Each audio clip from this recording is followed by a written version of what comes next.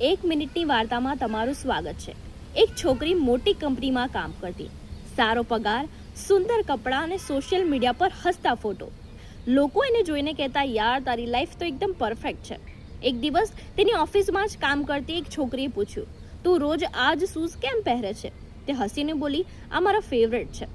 થોડા દિવસ પછી બંને સાથે ફરવા ગયા। ચાલતા ચાલતા અચાનક એ છોકરી રસ્તા પર બેસી ગઈ। એણે શૂઝ ઉતાર્યા।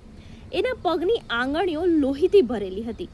સાથે રહેલી છોકરી ગભરાઈ ગઈ અને પૂછ્યું, આટલું દુખે છે તો આ શૂઝ બદલી કેમ નથી નાખતી?